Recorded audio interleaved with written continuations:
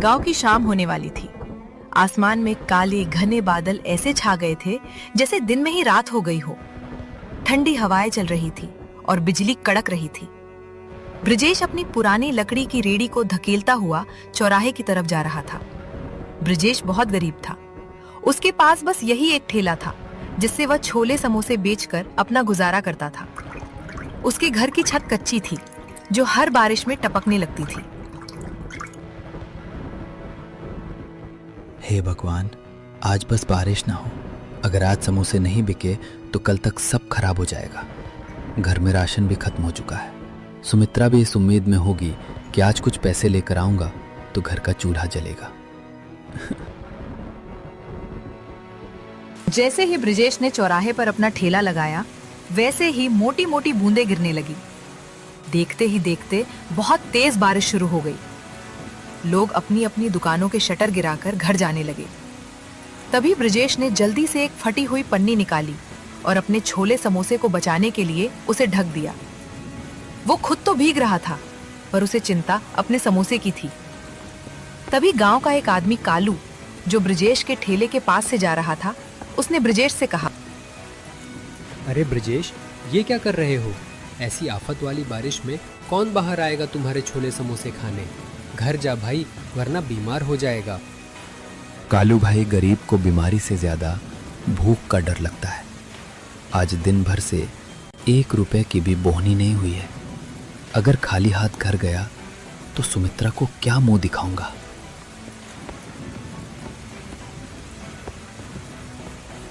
बारिश और भी तेज हो गई। वो एक पेड़ के नीचे खड़ा होकर बस आसमान की तरफ देखने लगा। उसकी आंखों में आंसू थे और दिल में डर। रात के 8 बज गए थे।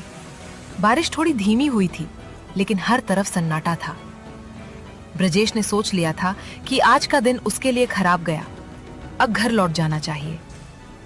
वो अपना सामान समेट ही रहा था कि अचानक एक बड़ी सी कार कीचड़ उछालती हुई आई और सीधे ब्रजेश के ठेले के पास आकर रुक गई। उस कार से एक साहब बाहर उतारते हैं और कहते हैं, ओ भाई, क्या कुछ खाने को मिलेगा? हम लोग शहर जा रहे थे, लेकिन आगे का रास्ता बंद है। बहुत जोर की भूख लगी है। जी साहब, समोसे तो तैयार है, बस छोले गर्म करने की देर है। आप 5 मिनट रुकिए, मैं अभी देता हूँ। अरे भाई जल्दी करो, इस ठंड में कुछ गर्मा गर्म मिल जाए तो जान में जाना है। ब्रजेश के मुरझाए हुए चेहरे पर रौनक आ गई। उसने जल्दी से चूल्हा जलाया। मक्खन की खुशबू चारों तरफ फैल गई। उसने तवे पर छोले समोसे को अच्छे से गर्म किया और गर्मा गर्म धुआं निकलती छोले समोसे देखकर उन मुसाफिरों की भूख और बढ़ गई। जिसके बाद ब्रजेश गर्मा गर्म छोले समोसे की प्लेट सजाकर साहब को देता है। लीजिए साहब, गर्मा गर्म छोले समोसे खाइए। जिसके बाद साहब जैसे ही छोले समोसे का एक निवाला खाते हैं तो ब्रजेश से कहते हैं, वाह भाई, क्या स्वाद है। हमने शहर के बड़े होटलों में खाया है, पर ऐसे चटपटे छोले कहीं नहीं मिले। तुमने तो कमाल कर दिया। सच में यार, इस बारिश में इसका स्वाद दुगना हो गया है। भाई 2 प्लेट और लगाओ। ब्रजेश की मेहनत रंग लाई। उन लोगों ने भरपेट खाना खाया। जब पैसे देने की बात आई तो साहब ने खुश होकर ब्रजेश को 2000 का नोट थमा दिया। साहब, ये तो बहुत ज्यादा है, मेरे पास तो छुट्टे भी नहीं है।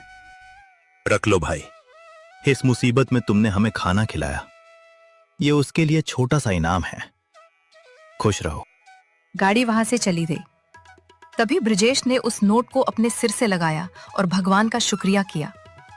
वो जल्दी जल्दी अपना ठेला लेकर घर की तरफ भागा। उसे लग रहा था जैसे आज वो दुनिया का सबसे अमीर आदमी है। पर उसे नहीं पता था कि गांव का ही एक लालची आदमी राजेश ये सब छिप कर देख रहा था और उसके मन में जलन पैदा हो रही थी। राजेश गांव में एक छोटी सी किराने की दुकान चलाता था, लेकिन उसका दिल बहुत छोटा था। जब उसने देखा कि कल रात ब्रजेश ने एक ही बार में 2000 रुपए कमा लिए, तो उसके पेट में वो बात पच नहीं पाती। वो सोचने लगा कि अगर ये गरीब छोले समोसे वाला ऐसे ही पैसे कमाने लगा, तो कल को ये मेरी बराबरी करने लगेगा। जिसके बाद उसने अपने चेले से कहा, देख रहा है, कल तक जिसके पास नमक खरीदने के पैसे नहीं थे, आज उसके ठाट देख। ये शहर वाले भी पागल है, कहीं भी रुककर कुछ भी खा लेते हैं। हमें कुछ ऐसा करना होगा कि इसकी दुकान पर कोई कदम भी ना रखे। शाम को फिर से हल्की हल्की बूंदाबूंदी शुरू हो गई। ब्रिजेश अपने छोले तैयार कर रहा था। तभी राजेश अपने 2-3 साथियों के साथ वहां पहुंचा और जानबूझकर शोर मचाने लगा। अरे छी छी ब्रजेश, ये कैसी बदबू आ रही है तेरे ठेले से? इस छोले में सब्जियां सड़ी हुई इस्तेमाल कर रहा है क्या? कल रात शहर वालों को तो ठग लिया और अब हमें बीमार करने का इरादा है क्या? नहीं राजेश भैया, ये आप कैसी बात कर रहे हैं? सुमित्रा ने सुबह ही मंडी से ताजी टमाटर और मटर ला कर दिए हैं और अपने ठेले पर सफाई का पूरा ध्यान भी रखता हूँ। अरे चुप कर, सबको दिख रहा है कि तू बारिश के गंदे पानी में छोले बना रहा है। गांव वालों सुन लो, अगर ब्रजेश के छोले समोसे खाए तो पेट खराब होना पक्का है। कल रात जो लोग खाकर गए थे, सुना है उनकी तबीयत बिगड़ गई है। राजेश की बात सुनकर जो एकाध लोग आने वाले थे वो भी चिटक गए। गांव में अफवाह आग की तरह फैलती है। ब्रजेश सफाई देता रहा, लेकिन राजेश ने वहां इतना हंगामा किया कि लोग डर के मारे दूर हटने लगे। ब्रजेश का दिल टूट गया। उसे समझ ही नहीं आ रहा था कि बिना किसी गलती के उसे ये सब क्यों झेलना पड़ रहा है। अगले 2 घंटे तक ब्रजेश खाली बैठा रहा। बारिश तेज होने लगी थी और राजेश दूर खड़ा ये सब देखकर हंस रहा था। तभी अचानक वही गाड़ी फिर से आकर रुकी जो परसों आई थी। गाड़ी से वही साहब बाहर निकले, लेकिन आज उनके साथ उनकी पत्नी भी थी। साहब मुस्कुराते हुए ब्रजेश के पास आते हैं और कहते हैं, नमस्ते भाई, आज हम खास तौर पर तुम्हारे छोले समोसे खाने के लिए शहर से यहाँ तक आए हैं। मेरी पत्नी को तुम्हारे छोले समोसे का स्वाद इतना पसंद आया कि उसने आज घर पर खाना ही नहीं बनाया। साहब, पर यहाँ तो लोग कह रहे हैं कि मेरी भाजी खाकर आपकी तबीयत खराब हो गई थी। अरे कौन फैला रहा है ये झूठ? हम तो कल से और ज्यादा तरोताजा महसूस कर रहे हैं। बल्कि मैंने तो अपने ऑफिस के ग्रुप में भी तुम्हारी फोटो डाली है। देखो, पीछे एक और गाड़ी आ रही है। वो सब मेरे दोस्त हैं। साहब की बात सुनते ही राजेश का चेहरा पीला पड़ गया। देखते ही देखते वहां 3-4 गाड़ियां और रुक गईं। ब्रजेश ने फुर्ती से काम शुरू किया।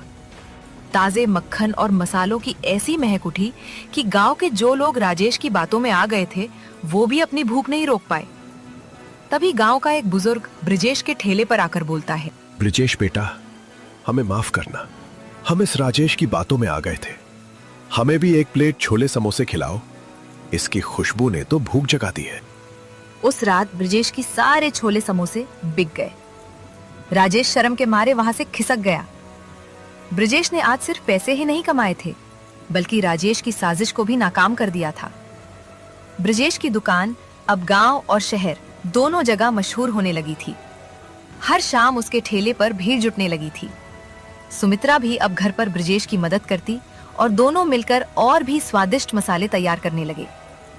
लेकिन ब्रजेश का सपना अब बड़ा हो गया था और एक रात जब ब्रजेश घर लौटा तो उसने देखा कि सुमित्रा छत से टपकते पानी को रोकने के लिए बर्तन रख रही है। पूरी रात दोनों सो नहीं पाए क्योंकि बिस्तर भीग चुका था। और तभी उस रात ब्रजेश ने एक बड़ा फैसला लिया। सुमित्रा, अब बहुत हो गया।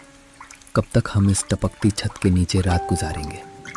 भगवान की दया से अब हमारे पास कुछ पैसे जमा हो गए हैं। मैं सोच रहा हूँ कि अब ठेला छोड़कर एक छोटी सी दुकान किराए पर ले लूँ। दुकान पर उसके लिए तो बहुत पैसे लगेंगे और गांव के चौराहे पर दुकान मिलना भी तो मुश्किल है। कोशिश करने में क्या हर्ज है? अगर एक बार पक्की दुकान हो गई तो बारिश में भी धंधा बंद नहीं होगा और लोग आराम से बैठकर खा सकेंगे। मैं कल ही सरपंच जी से बात करूंगा। अगले दिन ब्रजेश सरपंच जी के पास गया। सरपंच जी ने ब्रजेश की मेहनत देखी थी, इसलिए उन्होंने उसे चौराहे के पास एक पुरानी दुकान किराए पर दिलाने में मदद की। ब्रजेश ने दिन रात एक करके उस दुकान की सफाई की और उसे एक छोटे से छोले समोसे ढाबे का रूप दे दिया। ब्रजेश के ढाबे का नाम रखा गया ब्रजेश छोले समोसे सेंटर। उद्घाटन के दिन ब्रजेश ने पूरे गांव को न्योता दिया। उसने सोचा था कि पुरानी बातें भूलकर वो राजेश को भी बुलाएगा ताकि गांव में भाईचारा बना रहे। जिसके बाद ब्रजेश राजेश की दुकान पर जाता है और कहता है, राजेश भाई, आज मेरी छोटी सी दुकान का उद्घाटन है, आप जरूर आना, मुझे बहुत खुशी होगी। बड़ा आया दुकान खोलने वाला। 2 दिन शहर वाले क्या रुक गए? तू तो अपने आप को राजा समझने लगा। जा, मैं नहीं आने वाला तेरी सड़ी हुई दुकान पर। ब्रजेश उदास मन से वापस आ गया। शाम को ढाबे पर खूब रौनक थी। मुसाफिर, गांव के लोग और बच्चे सब बड़े चाव से छोले समोसे खा रहे थे। तभी अचानक कुछ ऐसा हुआ जिसकी किसी ने उम्मीद नहीं की थी। गांव के कुछ आवारा लड़के, जिन्हें राजेश ने पैसे देकर भेजा था, ढाबे के अंदर आए और शोर मचाने लगे। और एक लड़का जानबूझकर प्लेट नीचे गिरा देता है और कहता है, अरे ये कैसे छोले हैं? इसमें तो कंकर पत्थर है। तुम लोग हमें बीमार करना चाहते हो क्या? ब्रजेश सन्न रह गया। उसे पता था कि छोले उसने खुद बनाई है, उसमें कंकर हो ही नहीं सकते। लेकिन वो लड़के इस बात को लेकर दुकान का सामान बाहर फेंकने लगे, जिसके कारण दुकान का पूरा माहौल खराब हो गया। तभी भीड़ में से एक कड़क आवाज आई, रुको, ये क्या बदतमीजी है? सबने मुड़कर देखा तो वो गांव के नए सब इंस्पेक्टर रघुवीर सिंह थे। वो सादे कपड़ों में अपनी पत्नी के साथ वहां छोले समोसे खाने आए थे। उन्हें देखकर राजेश के भेजे हुए लड़के घबरा गए, जिसके बाद रघुवीर सिंह उन लड़कों के पास जाकर कंकर वाली प्लेट उठाते हैं और कहते हैं, तुम कह रहे हो इसमें कंकर है? जरा मैं भी तो देखूं। अरे ये कंकर तो ऊपर से डाले गए लगते हैं, क्योंकि इस कंकर पर भाजी का मसाला भी नहीं लगा है। सच सच बताओ, तुम्हें यहाँ हंगामा करने के लिए किसने भेजा है? वो साहब, हमें तो राजेश भैया ने बोला था कि ब्रजेश की दुकान जमने नहीं देनी है। उन्होंने हमें पैसे दिए थे। ये सुनते ही वहां खड़े गांव वालों में कान्हाफूसी शुरू हो गई। सबको समझ आ गया कि ब्रजेश बेकसूर है। जिसके बाद रघुवीर सिंह ने उन लड़कों को डांट कर भगा दिया और ब्रजेश से कहने लगे, ब्रजेश भाई, डरो मत। तुम्हारी ईमानदारी ही तुम्हारी सबसे बड़ी ताकत है। आज से यहाँ तुम्हें कोई परेशान नहीं करेगा। चलो, अब हमारे लिए 2 प्लेट बढ़िया सी छोले समोसे लगाओ, बहुत भूख लगी है। ब्रजेश की आंखों में आंसू आ गए। उसने हिम्मत जुटाई और फिर से काम शुरू किया। उस दिन के बाद गांव वालों का भरोसा ब्रजेश पर और भी ज्यादा बढ़ गया। ब्रजेश का काम अब दिन दुगुनी रात चौगुनी तरक्की कर रहा था। दूसरी तरफ राजेश की जनन कम होने का नाम नहीं ले रही थी। उसने सोचा कि अगर ब्रजेश छोले समोसे बेचकर अमीर हो सकता है तो मैं क्यों नहीं।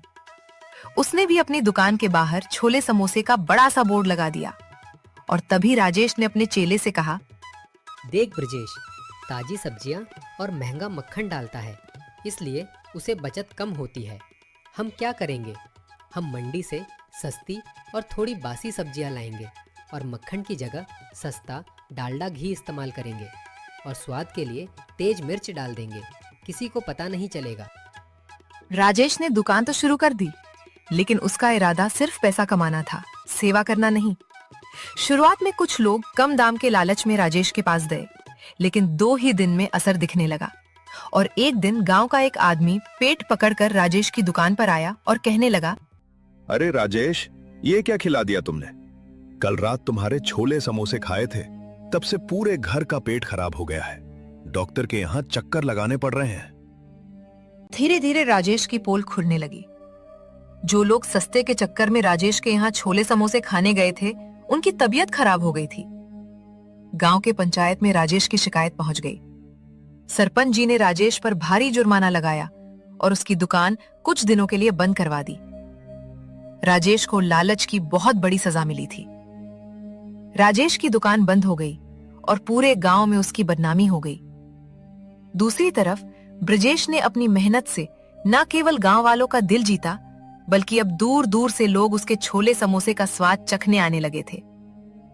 लेकिन ब्रजेश का दिल आज भी उतना ही साफ था जितना पहले दिन था। ब्रजेश का छोटा सा ढाबा अब छोटा पड़ने लगा था। शहर के एक बड़े अखबार में ब्रजेश की कहानी छपी कि कैसे एक गरीब छोले समोसे वाले ने अपनी ईमानदारी से अपनी किस्मत बदली। इस खबर के बाद शहर के एक बड़े बिजनेसमैन ब्रजेश के पास आए। ब्रजेश भाई, आपकी छोले समोसे में जो स्वाद है वो मैंने आज तक कहीं नहीं चखा। मैं चाहता हूं कि शहर के मुख्य हाईवे पर हम मिलकर एक बड़ा फैमिली रेस्टोरेंट खोलें। जगह और पैसा मेरा होगा और हुनर आपका। साहब, मैं तो एक छोटा सा आदमी हूँ। मुझे डर लगता है कि कहीं मैं इतनी बड़ी जिम्मेदारी संभाल पाऊंगा या नहीं। क्यों नहीं संभाल पाएंगे? आपने कीचड़ और बारिश में ठेला चलाया है। यह तो फिर भी छत के नीचे का काम है। आपको भगवान ने मौका दिया है, इसे मत छोड़िए। ब्रजेश मान गया। कुछ ही महीनों में हाईवे पर एक आलीशान ढाबा तैयार हो गया, जिसका नाम रखा गया ब्रजेश के असली छोले समोसे। अब ब्रजेश के पास काम करने के लिए कई लोग थे, लेकिन वो आज भी खुद खड़े होकर छोले का मसाला तैयार करता था ताकि स्वाद न बदले। ब्रजेश अब एक बड़ा आदमी बन चुका था। उसने गांव में अपने लिए एक पक्का और सुंदर घर बनवा लिया था। एक दिन जब वो अपने पुराने गांव के चौराहे से गुजर रहा था, तो उसने देखा कि राजेश अपनी दुकान के बाहर बहुत उदास बैठा है। उसकी दुकान पर धूल जमी थी और वो बहुत कमजोर लग रहा था। जिसके बाद ब्रजेश राजेश के पास जाता है और कहता है, राजेश भाई राम राम, क्या हाल चाल है? ब्रजेश, तुम यहाँ। भाई मुझे माफ़ कर दो, मैंने तुम्हारे साथ बहुत बुरा किया, तुम्हारी दुकान उजाड़ने की कोशिश की। आज देखो, कुदरत ने मुझे वही लाकर खड़ा कर दिया है। मेरी दुकान बिकने की कगार पर है और मेरे पास कोई काम नहीं है। पुरानी बातें भूल जाओ राजेश भाई। इंसान गलती का पुतला है। मुझे आपसे कोई शिकायत नहीं है। अगर आप चाहें तो मेरे नए होटल में स्टोर मैनेजर का काम संभाल सकते हैं।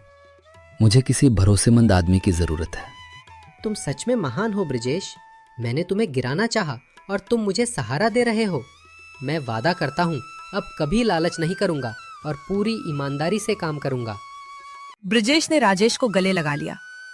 गांव वाले ये देखकर दंग रह गए कि कैसे एक गरीब छोले समोसे वाले ने न केवल गरीबी को हराया, बल्कि अपने दुश्मन को भी अपनी अच्छाई से जीत लिया। ब्रजेश की कहानी हमें सिखाती है कि बारिश चाहे कितनी भी तेज हो, अगर इरादे पक्के हों तो सूरज जरूर निकलता है। तो दोस्तों, आप लोगों को ये कहानी कैसी लगी कमेंट करके जरूर बताएं और ऐसी कहानियों को देखने के लिए वीडियो को लाइक करें और चैनल को सब्सक्राइब करें।